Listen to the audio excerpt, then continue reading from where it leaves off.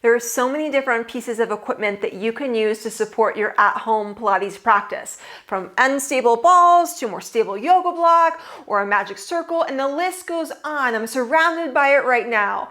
So what should you invest in first? And don't get scared off by the word invest, because some of these things, most of these things, cost around $10 or under $20. Hi, my name is Beth and welcome to Trifecta Pilates, where I always want you to have lots of options, whether we're talking about equipment or the exercise variations. Let's head into reviewing the equipment now.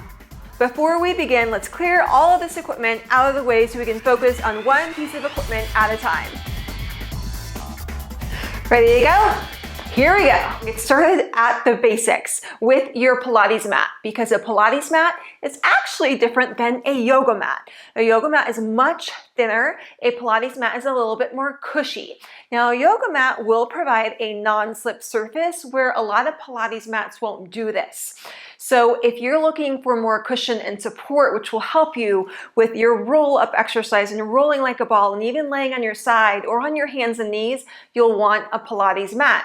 But if it feels like it's a little bit slippery, either sliding along your floor, which sometimes can happen depending upon the surface of your floor, or you feel like your hands are slipping a lot with your plank position, you may want to put a yoga mat either underneath your Pilates mat or on top of it. To be honest, I haven't found an at-home Pilates mat that has this combo already built into it, but this is a good workaround. And the nice thing about this is then for your yoga practice or when you're doing maybe standing balance work, you can just use your yoga mat. It's going to be so much easier to balance on a thinner yoga mat compared to a cushy Pilates mat. So number one recommendation, get that Pilates mat and make sure it provides you enough support and cushion. When you're on your knees during your Pilates workouts, if it feels like you want a little bit more cushion than even a cushy Pilates mat, this is where having a yoga blanket is really handy to add extra cushion and support for the knees. You can also sit up on the yoga blanket and it's going to provide a little elevation. So if you tend to feel like you're working in the hips or they're just engaged a little bit too much when you're in a seated position, a yoga blanket is a really nice option for your Pilates practice. And let's stay with yoga equipment for just a little bit, because you can use yoga blocks. Using yoga blocks in your Pilates practice is a really nice way to feel more stable and connected with some of the exercises. And a yoga strap is another really great addition. It's similar to a resistance band, which we'll talk about in just a little bit, but a strap has no give. So it's really going to provide that extra connection, extra support.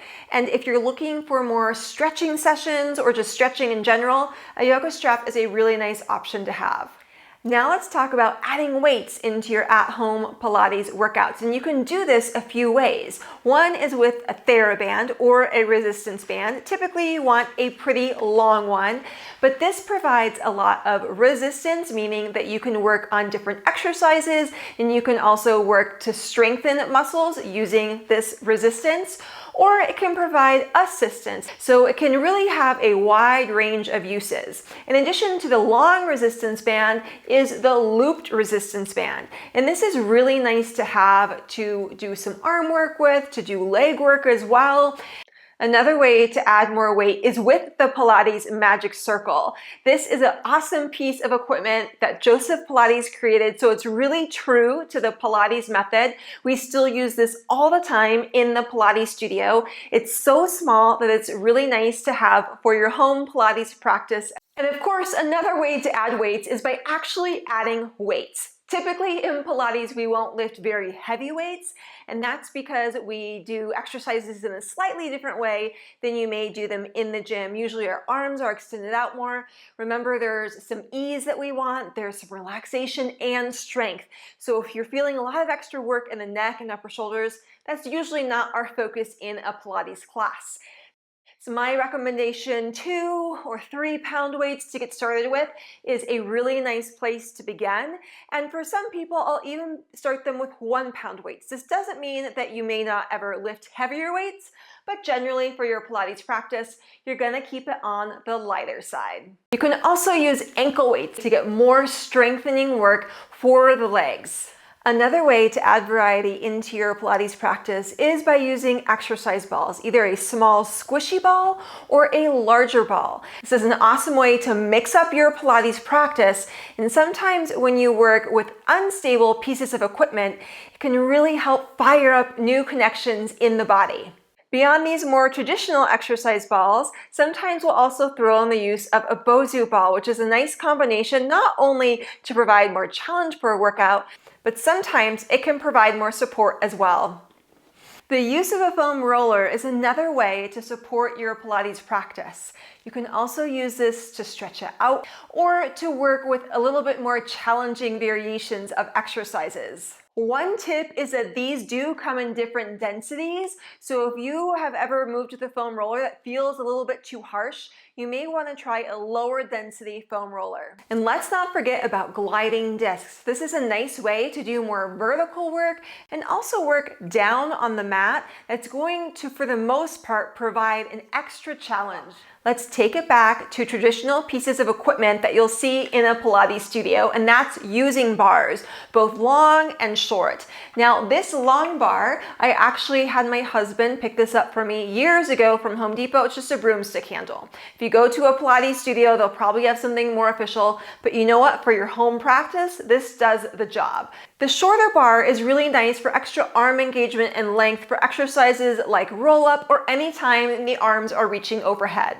There's a variety of other ways you can get creative with Pilates equipment at home, including using a stable chair or push-up handles, maybe using small balls to roll out the feet, or to do a trigger point stretch for other areas of your body. Now that you have a brief overview of some of the pieces of equipment that you can use for your at-home Pilates practice that don't take up much space, the question is, what should you get started with? What should you make a very small investment in to begin? Well, one, of course, is your Pilates mat. That's always going to be my number one recommendation. Number two is going to be resistance bands, because these are so versatile, they're lightweight, and they really are dynamic in nature, and they're a nice way to add variety into your practice. Number three would most likely be the Pilates Magic Circle, and not only can it challenge you with some exercises, like many of the pieces of equipment, it can also provide support with other exercises.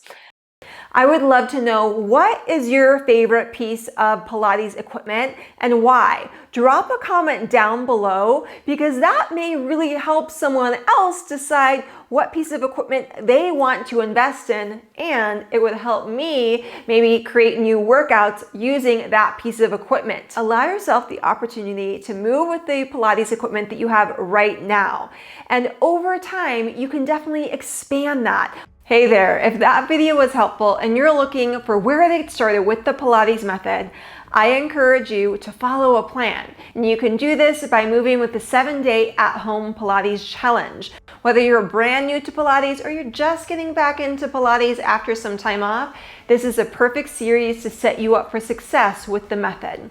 7 workouts, beginner level, giving you time and space to find the right variation for where you are right now. And when you do that, that's how you're going to get stronger and more flexible in a way that makes sense for you. All that you need to do is sign up using the link below in the first comment. After you sign up, we'll send you all the details and the first workout so you can get moving with Pilates. I hope that you have a beautiful day, and I cannot wait for you to join me on the mat.